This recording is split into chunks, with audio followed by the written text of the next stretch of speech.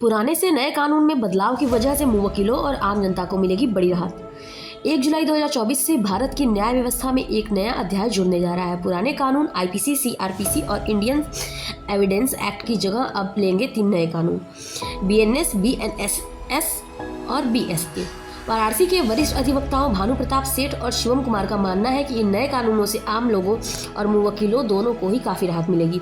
पुराने कानून अंग्रेजों के बनाए हुए थे, जिनका उद्देश्य भारतवासियों पर नियंत्रण करना और उत्पीड़न करना था, लेकिन अब नए कानून में बदलाव इस तरह से किए गए हैं जो सिर्फ दोषियों को सजा ही देंगे और निर्दोषों को न्याय मिलेगा।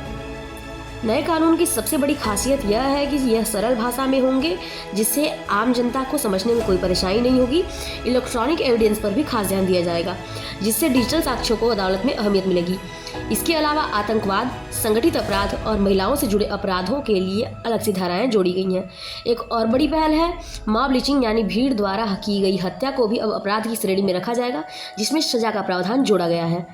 पुलिस हिरासत की अवधि भी बढ़ाकर 15 दिन से 90 दिन तक कर दी गई है, जिससे जांच में गहराई लाई जा सके।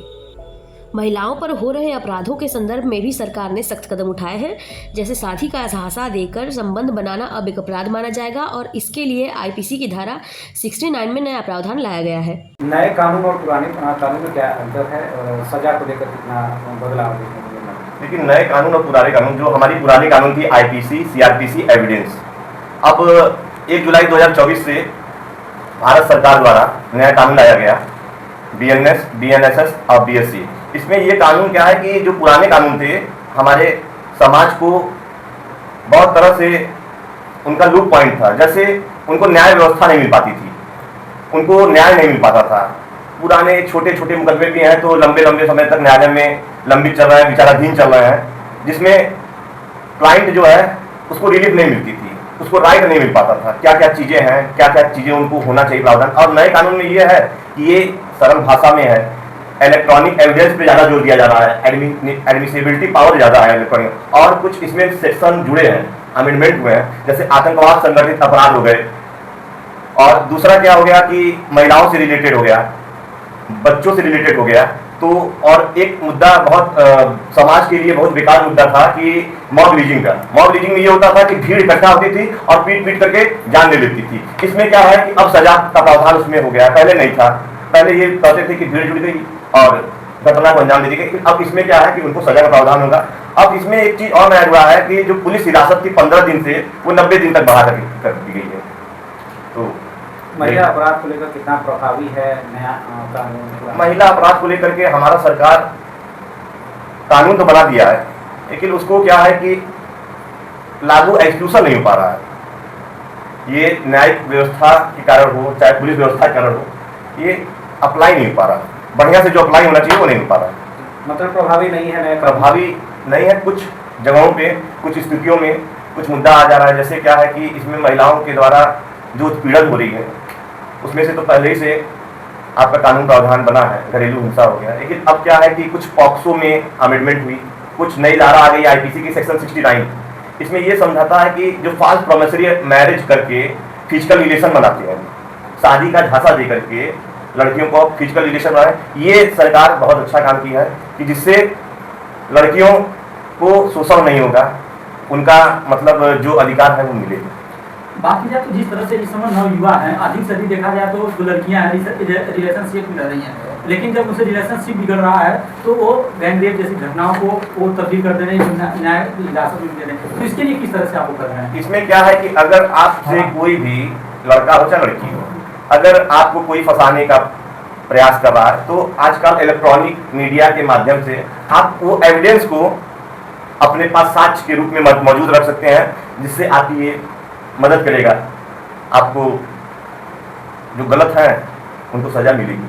आप एक अधिवक्ता हैं, नए कानून की आवश्यकता क्यों पड़ी? नए कानून की आवश्यकता ये पड़ी कि जो पुराना कानून था, अंग्रेजों शासन काल के द्वारा बनाया गया था, उसमें क्या है कि न्याय नहीं मिल रहा है, लोगों को मुकदमों में फंसा दिया जाता था, ट्रायल लंबा लंबा चल रहा है। तो वो अंग्रेजों के समय से था, वो भारतीयों को दबाने के लिए, प्रताड़ित करने के लिए वो धारा बनाई गई थी।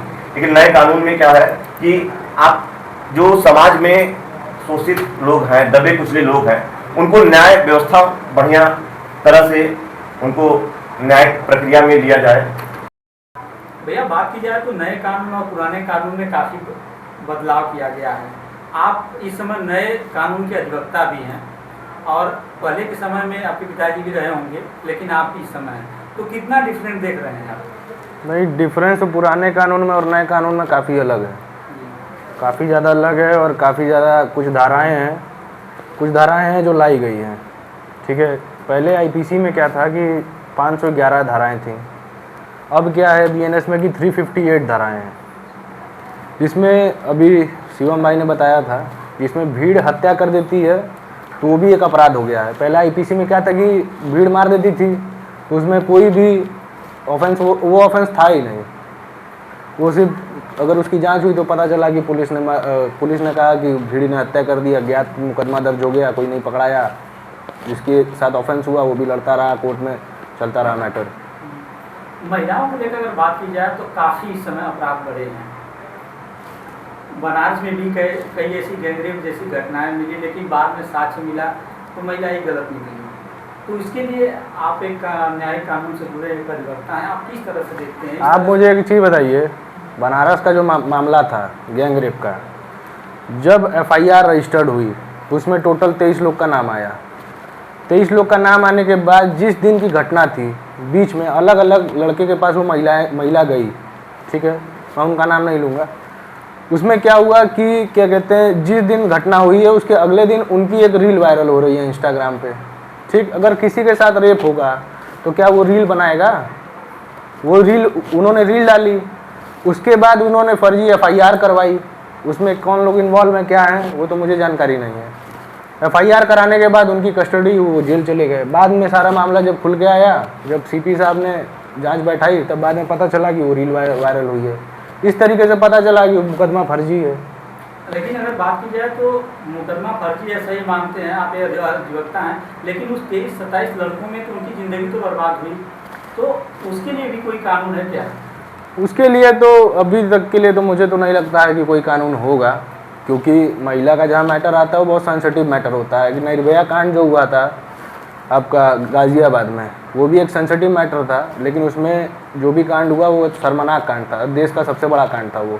उसमें भी बाद में सुप्रीम कोर्ट ने जेल भेज दिया, फांसी की सज़ा सुना दी जिसमें अपराधियों को।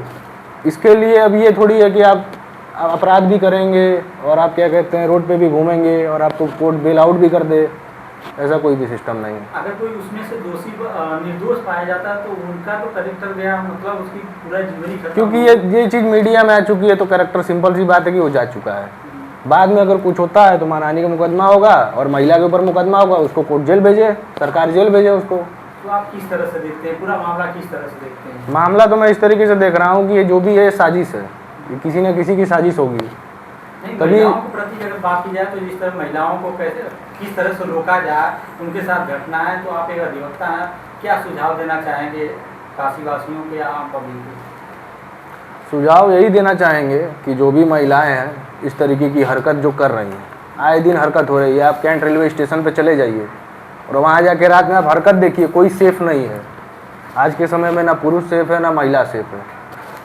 बात यह है कि कुछ महिलाएं हैं बनारस में भी जो इस तरीके का रैकेट चला रही हैं कि इनको फंसाओ उनको फंसाओ, फर्जी मुकदमा दाखिल कराओ। एक बार अगर संबंध बनता है, मेडिकल जांच होगी तो सिंपल सी बात है कि आप चैलेंज करोगे कोर्ट में कि रेप का केस है, और कोर्ट का नियम यही है कि पहले आपकी कस्टडी होती है, ट्रायल में जब मुकदमा आएगा तब पता चलेगा कि सच्चाई क्या है, जब चार्जशीट बन के आएगी। तो ऐसे महिलाओं से बचने के लिए क्या अपील करेंगे पुरुषों के लिए? अपील यही करेंगे कि ऐसी महिलाओं से दूर रहना चाहिए।